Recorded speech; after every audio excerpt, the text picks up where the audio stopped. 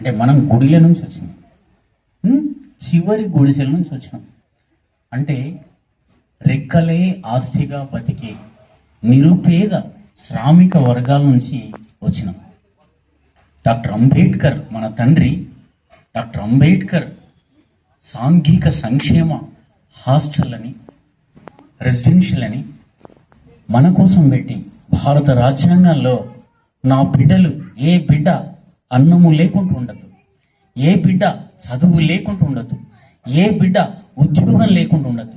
నా అట్టడుగు అణగారిన వర్గాలు, ఈ దేశం యొక్క శ్రామికులు, ఈ దేశాన్ని నిర్మించిన భాగ్యవంతులైన నా దళితులు, బీసీలు, ఎస్సీలు, ఈ అట్టడుగు అణగారిన వర్గాలకు అధికారంతో పాటు సమస్త రంగాల్లో సమాన వాట సాధించుకోవాలని, ఇక వీళ్లకు జ్ఞానం ప్రదానం కావాలని, చదువు ఉంటేనే వీళ్ళకి అన్ని వస్తాయని చెప్పేసి అగో ఆ రాజ్యాంగంలో పొందుపరిచి మనకి ఇక సాంఘిక సంక్షేమ హాస్టళ్లను పెట్టడం ద్వారా ఇక మన ఇక్కడ ఎక్కడో మారుమూల గ్రామాల నుంచి ఇక్కడికి వచ్చి, ఆ పూరి ఇళ్ల నుంచి మనం ఇక్కడికి వచ్చి చదువుకుంటున్నాం. ఇక్కడ అన్నము ఆనందం రెండు ఉన్నాయి. అన్నము దొరుకుతుంది, ఆనందం దొరుకుతుంది. అంటే ప్రోటీన్ ఫుడ్ గవర్నమెంట్ సార్ చెప్పినట్టుగా మంచి ప్రోటీన్ ఫుడ్ మనకి ఇస్తున్నారు. అట్లాగే మంచి చదువు కూడా మనకు స్కూల్ ద్వారా అందుతుంది.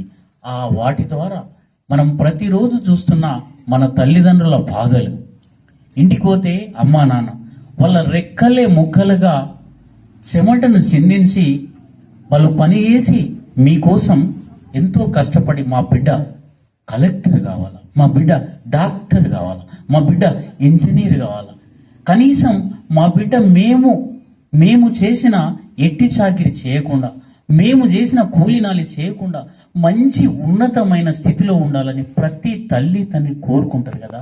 అందుకే ఎంత కష్టమైనా కండ్ల ముందర ఉండాల్సిన పిల్లల్ని ఇగో హాస్టల్కి పంపించారు. ప్రతిరోజు మా బిడ్డ ఎట్లున్నాడో, ఏమి తిన్నాడో, ఏం చదువుతుండో అని వాళ్ళు బాధపడుతూ ఉంటారు. కాబట్టి దయచేసి తల్లిదండ్రుల కోరికల్ని, వాళ్ళ లక్ష్యాల్ని నెరవేర్చడానికి 10వ తరగతి విద్యార్థులు క్రమశిక్షణతోటి మీరు ఈ హాస్టల్ నుంచి, అంటే ఇంటి నుంచి, ఇది ఇల్లు, గుడెంత ప్రాముఖ్యమో బడెంత ప్రాముఖ్యం, గుడెంత గొప్పదో బడెంత గొప్పది. కాబట్టి ఈ బడి నుంచి మీరు ఈ హాస్టల్ నుంచి బయటకు వెళ్తున్నారు కాబట్టి చాలా జాగ్రత్తగా ఒక ఆలోచనతోటి, ఒక కోరికతోటి ఉండాలి. కోరికలు లేవు మనకు, కోరికలు ఉండాలి. నేను గొప్ప ఆఫీసర్ని అవుతా, నేను మంచివాడిని అవుతా, నేను ఆరోగ్యంగా ఉంటా, నేను అమ్మా నాన్నకు మంచి పేరు తెస్తా, నేను అమ్మా నాన్నకు సేవ చేస్తా, వాళ్ళకు గొప్ప ఇల్లు కట్టిస్తా, వాళ్ళకు జీవితాంతం వాళ్ళు వృద్ధులై ముసలయ్యే వరకు, వాళ్ళు ఈ భూమి మీద ఉన్నంత వరకు నేను సేవ చేసుకుంటా నా తల్లిదండ్రులకు. ఎందుకు? ఈ భూమి మీదకి వాళ్ళు నన్ను కని పెంచి ఇక్కడికి తీసుకొచ్చారు. వాళ్ళు ప్రత్యక్ష దైవాలు, నాకు తల్లిదండ్రులు, నాకు దేవుళ్ళతో సమానం.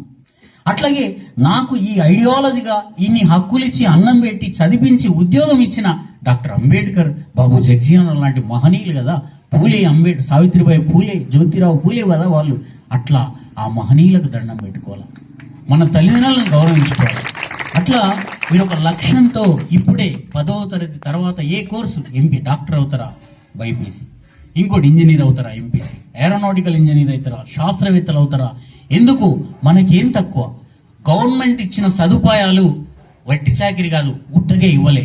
మనకు రాజ్యాంగంలో తండ్రి అంబేద్కర్ పెట్టిన హక్కులే అవి, భిక్ష కాదు. కాబట్టి ఆ హక్కుల్ని, అధికారాన్ని మనం సద్వినియోగం చేసుకోవాలి. పేద పిల్లలం, దళితులం, వెనకబడ్డ కులాల వాళ్ళం అధికారి కాకూడదా? డాక్టర్ కావద్దా, ఇంజనీర్ కావద్దా, కలెక్టర్ కావద్దా, ఎంపీ కావద్దా, ఎమ్మెల్యే కావద్దా, ఈ దేశానికి ప్రధానమంత్రి కాకూడదా? ఎందుకు కాకూడదు? వాళ్ళకున్న కాళ్ళు చేతులు మనకున్నాయి, వాళ్ళకున్న కళ్ళు ముక్కు మనకున్నాయి, వాళ్ళు తినే అన్నం మనం తింటున్నాం, వాళ్ళు చదువుతున్నదే మనం చదువుతున్నాం. కాబట్టి బిడ్డలారా, పిల్లలారా, మీకొక్కడే చెప్తున్నా, బాగా చదవండి, చదవండి, చదవండి. చదువు వల్లనే సమస్తం సాధ్యం. ఒకనాడు పూరి గుడిసెలో దీపం లేనటువంటి స్థాయిలో అంబేద్కర్ కరెంటు స్తంభం కింద కూర్చొని అర్ధరాత్రి వరకు కూర్చొని ఈ ప్రపంచానికే వెలుగు చూపినటువంటి భాగ్యవంతుడు. ఈ దేశంలో విశ్వ రత్న మహామానవుడైండు తను. అంటే ఒక సామాన్యుడు మాన్యుడైండు. మరి సామాన్య కుటుంబాల నుంచి, పేద కుటుంబాల నుంచి వచ్చినటువంటి మనం ఎందుకు కాకూడదు? మనకిచ్చాడు హక్కులు. ఆ హక్కులే ఆయుధాలుగా మనం వాడుకొని, రాజ్యాంగం కల్పించినటువంటి ఆయుధాలతోటి, చట్టాలతోటి, మనకిచ్చిన అవకాశాలతోటి మనం చదువుకోవాలి. మేము చదువుకున్నప్పుడు మాకు అవకాశాలు లేకుండే. చెప్పడానికి తల్లిదండ్రులకు పాపం చదువుకోలేదు, జ్ఞానం లేకపోయా. మరి చెప్పేందుకు చుట్టుపక్కల ఉన్నటువంటి ఉద్యోగస్తులు అంటే మన జాతులలో చదువుకున్న వాళ్ళు లేకపోయా. అందుకే మాకు నాగార్జున సాగర్ లాంటి గొప్ప గొప్ప హాస్టల్లో వచ్చిన సీట్లు మేము పోలేకపోయినాం, మా కెరియర్ గురించి అవగాహన లేక. మీకు చెప్పే వాళ్ళు ఉన్నారు, ఇప్పుడు సైంటిఫిక్ అన్ని వచ్చినాయి, అట్లాగే ఇంట్లో కూడా కొంత నాలెడ్జ్ ఉంది. కాబట్టి దయచేసి చదువుకోండి, ఫోన్లకు అడిక్ట్ కాకండి. వాట్సాప్లు, రీల్స్, ఇన్స్టాల్ అనుకుంటా మన మైండ్ ట్రాన్స్ అవుతుంది. అట్లా కాకుండా చూసుకోవాలి. తల్లిదండ్రులు కూడా పిల్లలు ఏం చూస్తున్నారో మన ఫోన్ తీసుకొని, మనకు చదువు రాదు, వాళ్ళు చదువుకున్నారు, ఫోన్ తీసుకొని ఏదో చూస్తారు. చదువు రాకున్నా వచ్చినట్టు సమయస్ఫూర్తితో వాళ్ళు ఏం చూసినో చూడాలా, ఏం చూసినా ఇప్పటిదాకా అడగాల.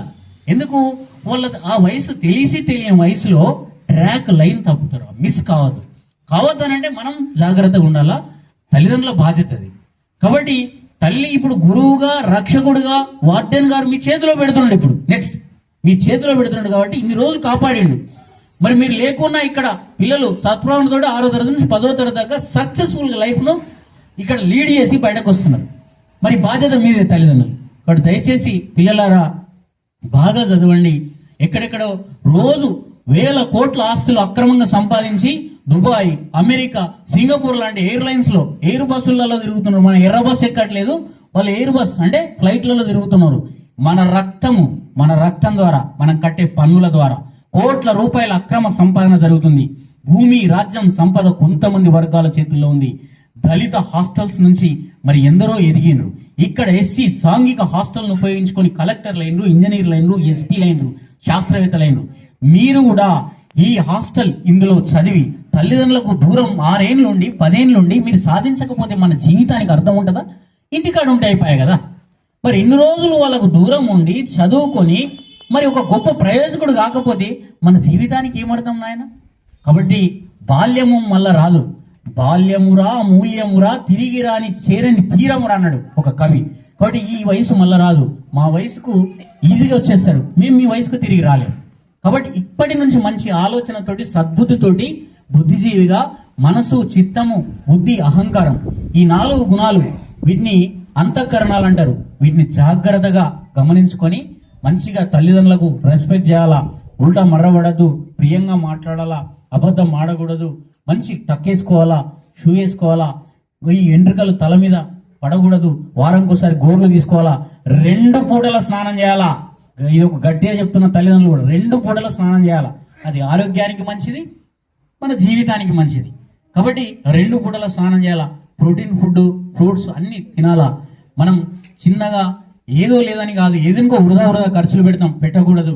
కాబట్టి డబ్బును మీరు ఒక కిటీ బ్యాంక్ అని ఇంట్లో చిన్న అమ్మనో నాన్ననో ఎవరో తెప్పించుకోండి. ఒకటి బ్యాంకు, మనీ బ్యాంక్ అని చిన్న టాయ్ బొమ్మలు, మనీ టాయ్స్ వచ్చినాయి, అవి గళ్ళ బొడ్డీలు అంటారు కదా, పెట్టండి. నాన్న 10 రూపాయలు, 50 రూపాయలు, 20 రూపాయలు వేసుకోండి దాంట్లో. అట్లా మీరు కూడా పొదుపు స్టార్ట్ చేయండి. ఇప్పటి నుంచి అలవాటు అవుతుంది, డబ్బులు వృధా చేయకుండా అలవాటు అవుతుంది. మీ బర్త్డే రోజు ఓపెన్ చేసుకోండి, అట్లాగే నాన్న బర్త్డే రోజు ఓపెన్ చేయండి, అమ్మ బర్త్డే రోజు ఓపెన్ చేయండి, చెల్లె బర్త్డే రోజు ఓపెన్ చేయండి, అంబేద్కర్ బర్త్డే రోజు ఓపెన్ చేయండి. ఆ అంటే అంబేద్కర్, ఆ అంటే అన్నం అంటేనే అంబేద్కర్ మనకు రోజు వస్తుంది తన దయ వల్ల. కాబట్టి దయచేసి మీరందరూ కూడా బాగా చదివి ప్రయోజకులు కావాలని మీ అందరిని ఆశిస్తూ ఈ కార్యక్రమానికి నన్ను ఇన్వైట్ చేసి స్వాగతించిన గౌరవ పెద్దలకి మీ అందరికీ కూడా పేరు పేరున ధన్యవాదాలు తెలియజేస్తున్నాను. Thank you.